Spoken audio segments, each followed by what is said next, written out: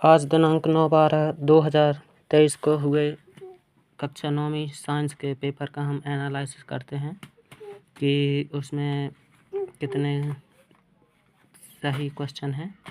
तो इसमें है कि इनका आंसर क्या है। वायु एक विलयन है। तो वायु जो है गैसों का एक मिश्रण है। दूसरा है रक्त क्या है। तो रक्त एक तरल संयोजी ऊतक है। तीसरा ऑप्शन तेज हवा के चलने से पेड़ के फल या पत्ते टूटकर गिर जाते हैं।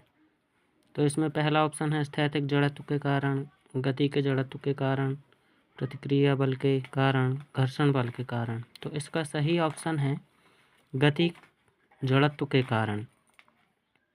फिर अगला प्रश्न, दो या दो से अधिक परमाणुओं का समूह क्या कहलाता है। तो इसमें ऑप्शन है तत्व, यौगिक, आयन, अणु। तो इसका जो सही ऑप्शन है वो है अणु। फिर अगला, किसी बल द्वारा किया गया कार्य क्या हो सकता है, धनात्मक, ऋणात्मक, दोनों या कोई नहीं। तो इसमें जो कार्य होता है वो दो प्रकार के होते हैं। एक होता है धनात्मक कार्य और दूसरा होता है ऋणात्मक कार्य। और बल के द्वारा जब हम किसी वस्तु पर बल लगाते हैं तो बल जिस दिशा में लगेगी वस्तु का विस्थापन उसी दिशा में होता है। तो इसमें पूछा गया है किसी बल द्वारा किया गया कार्य हो सकता है। तो कार्य दो प्रकार के होते हैं, यानी धनात्मक और ऋणात्मक।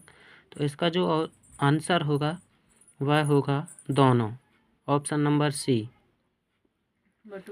फिर इसमें है अगला प्रश्न, निम्नलिखित में से खरपतवार के उदाहरण हैं। तो गोखरू, गाजर घास, मोथा। तो गोखरू भी एक खरपतवार का प्रकार है। गाजर घास, मोथा ये भी एक खरपतवार का प्रकार है। अर्थात इसका ऑप्शन जो होगा वह चौथा होगा, मतलब उपरोक्त सभी। फिर है खाली स्थान। तो इसमें खाली स्थान जो है कि मिल्क ऑफ मैग्नीशिया में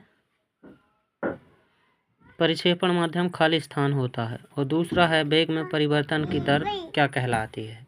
तो मिल्क ऑफ मैग्नीशिया में परिक्षेपण माध्यम जो होता है वह होता है पानी।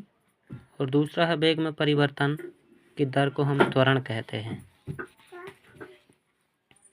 अगला खाली स्थान, किसी वस्तु का द्रव्यमान खाली स्थान जड़त्व की माप है।